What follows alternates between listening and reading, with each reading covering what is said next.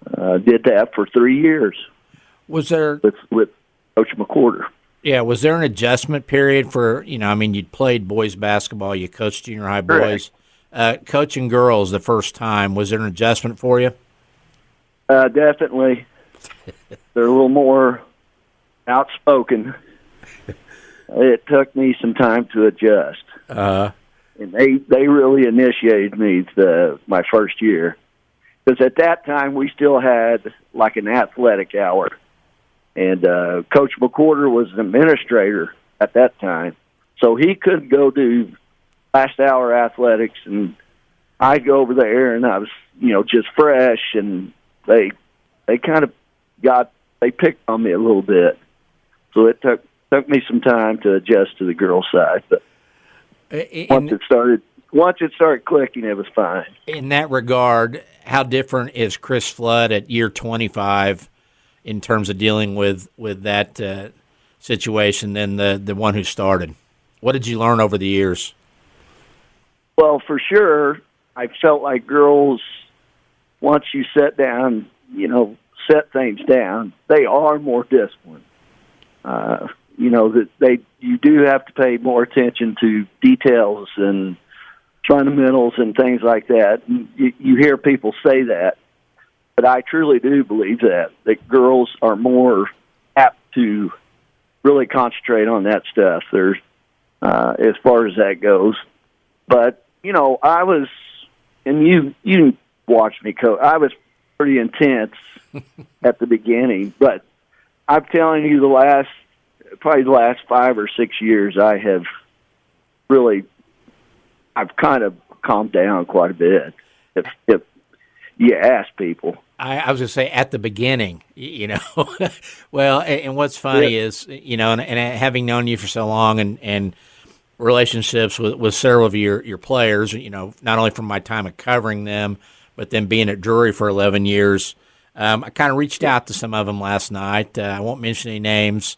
Amanda Newton, Alice Heinzler, Cayman Beckemeyer, maybe some Tori Mooneyham mixed in there, but I said, tell me some good Flood stories that we can kind of hit him with, and not a single one of them was able to ignore the sport coach stories. That there were bets in the stands and in the coaching staff on how soon the sport coat would come flying off. I guess my question is, why did you ever wear a sport coat in the first place if it was coming off? I don't know. My coaching staff, they like to dress up. At that time, and my wife, I didn't control my outfit, Scott. They controlled my outfits. Who did? Your wife and the coaches or players or what? Well, in particular, my wife and Coach Mooneyham. They picked out your clothes for you? Oh, they'd get together. Yeah, you would talk, and I'd have my stuff laid out. That was what I was supposed to do. They like to coordinate. Did you learn a technique for getting the sport coat off quicker? Was it pretty tough at times? No, it was tough. I've struggled. I had a few struggles. I had a kid this year. It came off. It was it may have been our last regular season game, and I was trying to put it back on after the game, and I couldn't get one of my arm sleeves or something to function, and I had one of my junior kids she kind of pulled on it and helped me. And we had a good time next day at practice with that. That was a sign that did you know who helped you? I said, no, I just know someone. It was one of her players, Sammy Watson. She goes, Coach, that was me. That real sweet voice. And maybe that was a sign that it was time to give it up after 25 years when you can't get the coat back on, right? Yeah.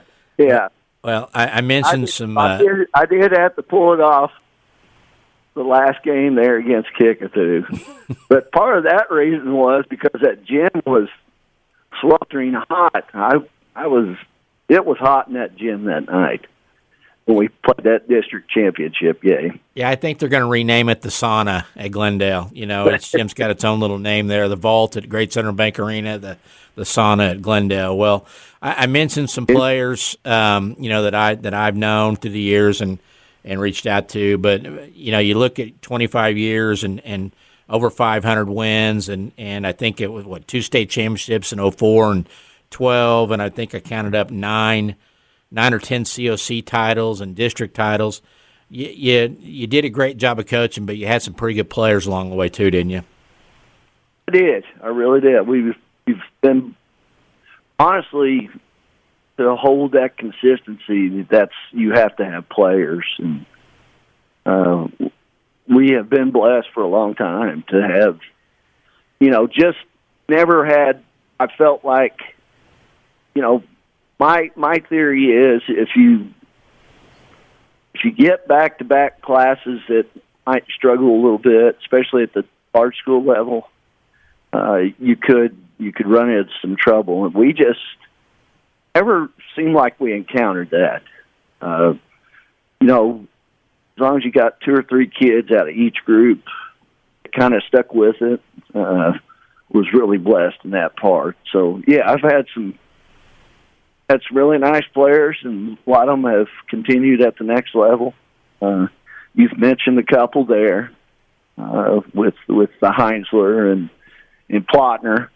I got the privilege. She was one of my first kids I coached, so she's definitely one of the best players I coached. Thinking of the jury kids, Stansfield, Brooke Stansfield. I had the privilege of coaching her. Coaching Sparkman. There's a lot. There's a lot of kids I can name. But Kelsey Locke is probably one of the most talented kids I had, just because I felt like at her time she was unique. She was that big 6'1", 6'2" kid that could play your point guard spot at that time. And I'd never had that before at Republic. But she was a kid that could play on the outside, but then go into the post if she had to. The names I mentioned, Amanda Newton and Heinzler and Cayman Beckemeyer, the most recent one. Did you see some? I can't forget Cayman. Yeah, don't forget Cayman. Did you see Cayman some? She was again kind of one of those for us, one of those unicorn type kids. She was just so special in things that she could do. Just handle the ball. She could guard. She's probably one of the best defensive players I've had. Probably I'd put her in my top 3 defensive players, but then also go into the post. But I'll let you go on. Yeah, well, and I was just going to say, Cayman now, of course, a freshman at Missouri State, finished up a great season with the Lady Bears, and like you just said, I noticed, in the the Valley Championship game, she's down there guarding a post, and she's about 5'9", 5'10", maybe. 5'10", probably 5'10". Yeah, and what I was going to ask you was, when I think of Alice Heinzler and Cayman and Amanda and all the great ones you had there, did you see something in them maybe coming up? Did you know you had something special? Was it maybe something intangible with them that got you excited? That I understand Cayman lasted, all of basically 1 quarter or 1 game on JV before you told Tori that, I've got her now? Yeah, that was pretty much, that deal was sealed once kind of saw her. I mean, we knew in junior high what her potential was, but once you saw her in practice, there was, and this, to me, this is another thing with girls, is you can have like a freshman that can immediately impact the varsity level. Sometimes with boys, I feel like they're just a little bit behind, Shuri. But like I said, we've been blessed with some freshman kids that could impact a varsity game right out of the gate. And of course, she was one. But she just, I think the main intangible with all those kids is just how competitive they are. And still to this date, I've hang around with them and still friends with them and things like that. And they're still, it doesn't matter if we're playing pitching horseshoes or something like that. They're going to be competitive the whole time. And they just didn't like to lose, period. It ate them up. Alice brought up a story about no ball practices. That when you're really aggravated, there might be a no ball practice, and I guess her junior year there was one, and you didn't lose another game the rest of the way. Was that a Floodism? Yeah, we called it a character building practice. I remember exactly when it happened. We had lost, not to say anything negative about Carthage, but we got beat down at Carthage, and not just got beat, we got beat pretty good. And just it didn't look like we were focused. So told the kids we're going to have a character building practice next day. And I hadn't done very many, but that group didn't have any clue what it was, and it literally didn't bring out racquetballs. We just conditioned and focused, and we'd stop and talk and be directed, and just one of those. And after that, like you said, we didn't lose another game. Amanda brought up a great question. I'm going to tell you who introduced that to me. And that was Greg Garton. Yeah. And it was basketball. It was a baseball game. He was our baseball coach, too, for us. We came home, and he took the bus straight to the baseball field, turned the lights on. We go, what in the world's going on?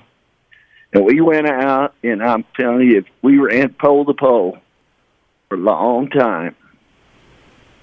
I would say Greg Garton as a player. That's where I got that from. From Garton, yeah. That if he ever heard a no ball practice as a player, he'd just gone home with Garton, because that would mean no shooting. Another former player, wanted to know, how many weddings have you been to since you started? Because you've had to spend a lot of money on wedding gifts, haven't you? We have, and I'm telling you, especially things like it's been more lately, and it's like it could be every weekend. But I'm blessed in that sense that they still, keep us, respect us, and keep us in mind. Coach Mooneyham and I have attended several weddings. They're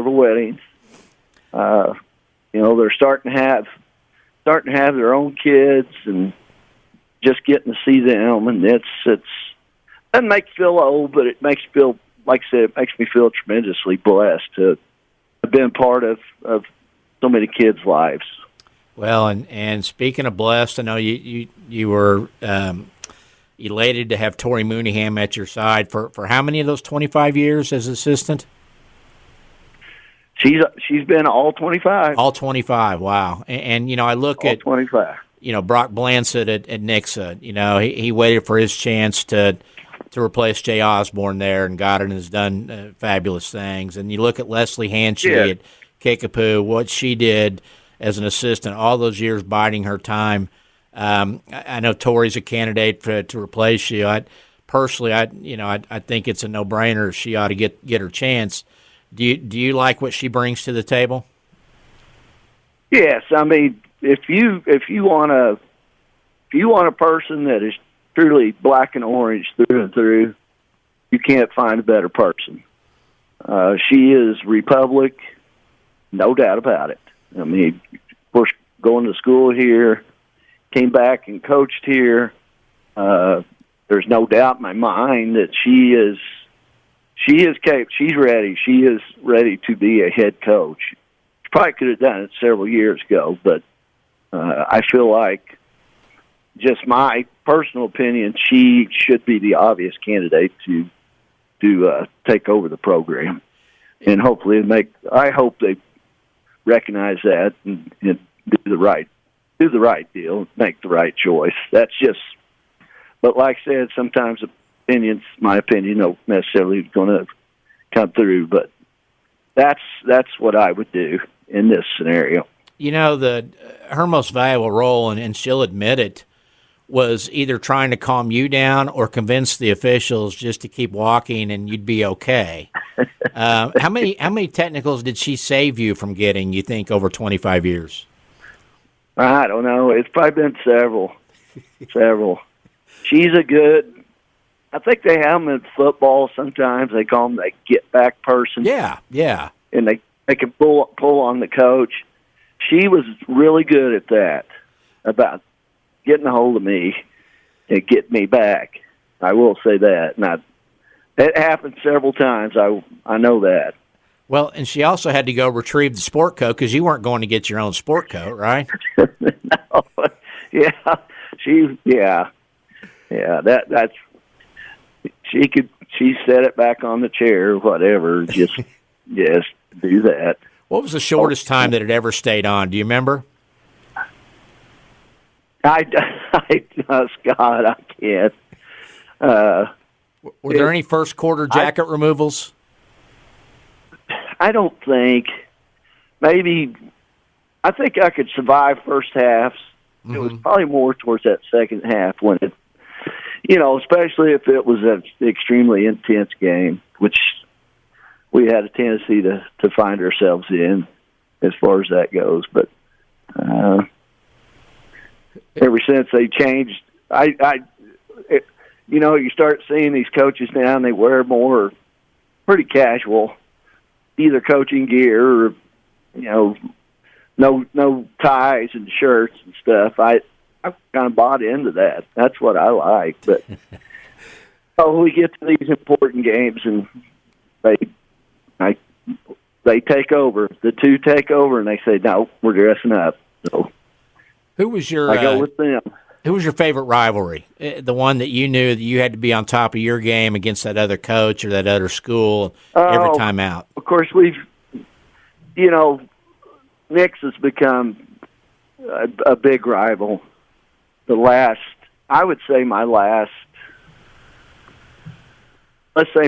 10 years, that one, me and Coach Perryman and even Coach Middleton, we've had some really good games. Coach Talbert now, they were always a rival. There's always, the connection with Republic and Willard. We've had some good games with them, and then of course the time that when Yancey Little was coaching Ozark, that was at that time was a rival. And that was your best friend, right, growing up? Yeah, correct. And then just that, you add that little piece in, and it was always a little more, intense as far as going against each other. And don't forget Kickapoo. And Kickapoo. I've got focused on COC. Yeah, Kickapoo. Kickapoo is, and of course, up till lately, they've always kept us on the schedule, which was always nice because that helped, when it came district times and things like that, but just also a good team. So, yeah, we had some really, Leon Neal and those groups, we had some really good games with them. Pender, as far as that goes. But, that conference is changing next year, so they're gonna have the chances to see each other for sure now. Well, going to wrap it up with my last question about why Republic for 25 years, because your best friend was the AD at Ozark, and I'm sure he had a chance at openings to probably try to pry you away. And when you win 500 games over a career, you're going to get opportunities, but you never left. And then I guess one thing I would think immediately, because I know all those administrators, is you've got a school filled with former coaches that are in leadership, and they understand parents and expectations and everything else. Was that a big part of it? Yes, and it just, honestly, I don't like change very much, so once I got settled and I knew what the kids were capable of, and I'd been kind of silly to probably step away or even look at something different. But I've had, I've went through several administrators. Dr. Pam Hedgepeth, she's one that sticks out to me. I've had, Greg was my AD, Leo Clanton was my AD, and lately Trevor's been tremendous to work with. He's one that you can approach and go in and have a discussion. He gets it. I mean, it helps being that coach, and he's the son of a coach, and he knows how things are when parents get, maybe just a little bit off tracks, or they think something's going the other way. It's always helpful to have those type of people to, just for communication pieces and things like that. And just someone you can, people you can lean on and talk to and not be judged. And community support. I know with the way Republic's growing right now, that's only going to get better, isn't it? Yes, and I always felt like we had pretty, really good crowds. I feel like we've always been backed extremely well. That final game up there at Glendale, that was played in front of some pretty good crowds, but that was a pretty good that was one of the better atmospheres I've been in. It's when you're having kids having trouble hearing you, and especially me, I'm fairly loud, so when you see that, and it's that type, it's a really good atmosphere. Well, I've enjoyed covering you, and congratulations on a great career. And I'll just give you one chance to answer this question: that if you took all those Republic administrators and you let Garton come into play in your prime, who wins a one-on-one tournament between you and Trevor and Timmy and Tony Armstrong and Garton and Amanda Newton and Tori? Who comes out on top in that? If you're talking players in their prime, that's Greg Garton. Did you really just say Greg that? Garton. Yeah. You're going to give him that satisfaction. I'm telling you, if you're talking in their prime, I'm taking Greg Garton. What about now? now I'd probably take Tim Brown. Well, Timmy can shoot it, can he? Yeah. And he's still Tim's in good shape. He takes care of himself. He's not like me that lets things go, and he's in pretty good shape. Who'd be the best trash talker now of all those? Oh, trash talker. Tony's probably still got game, doesn't he? Tony would. Yes, Tony does still have. I tell you, he is, before practices start, a lot of times, like, especially if you get, I've had, Kent Hedgepeth help me the last 3 or 4 years. You get them two together before practice, and it's entertaining. I can only imagine. It loosens things up. It makes you feel a lot better. I bet. Well, Kris, congratulations. Get paid for intense practice. Yeah, I bet it does. Yeah. Congratulations on a great career. Best of luck to you in whatever that next step is, and appreciate your time. Hey, thanks so much for doing this. It's, like I said, Scott, it's always fun to talk to you. You always tweak the memories and things like that. It helps, to think about going back to that stuff and just all the great things that have been fortunate enough to be a part of. I appreciate that. Thanks, Kris. Okay, thank you. As we do each week, we finish up with Scott's thoughts, my ramblings and musings about the world of sports, things that are on my mind. And we start out this week with, at this taping of the podcast, it appears that maybe the Bears are going to bring Conzo Martin back as their head men's basketball coach. Of course, Missouri State fired Dana Ford about 3 weeks ago. It's been kind of quiet on that front as Missouri State AD Kyle Moats, President Cliff Smart checking out candidates. This is kind of a weird feeling on Conzo coming back. Of course, he had a 3-year run with the Bears back from 2008 to 11. His final season produced the first Missouri Valley Conference regular season title and only. And, of course, he left that job for Tennessee, then went to Cal, and then was at Mizzou for 5 years. It didn't go real well up in Columbia for him. He's been out of basketball coaching now for a couple of years. It'll be interesting to see how he adapts now to the new world with NIL and the transfer portal running crazy. I know the Bears have had their top 7 players either in the portal or have graduated, so Zoe's got some work to do coming back. Like I said, kind of a weird, okay reaction to that hire. Not a bad hire, not a sexy hire, but we'll see how that turns out because it's a guy that had won here before, and we'll see how that transpires. Get back with me in about 3 years, and we'll be able to reevaluate this much better. The Chiefs dealt away Janarius Sneed, their outstanding cornerback, last week for a couple later-round draft picks with the Titans last week. On the surface, you're kind of going, what? But the Chiefs had serious salary cap issues, had to get under the cap number to make some other things happen and fill some other needs because they're pretty solid back there in the secondary with or without Sneed.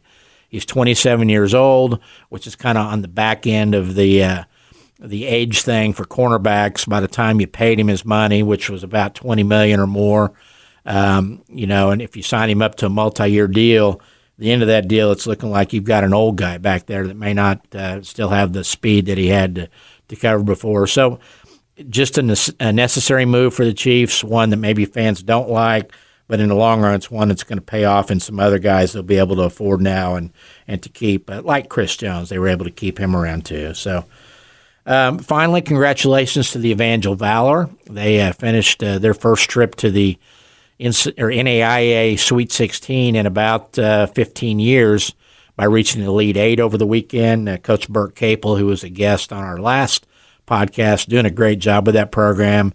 They came up just a little short against the number 1 team in the country, Grace, in that Elite 8 round. So great job by the Valor.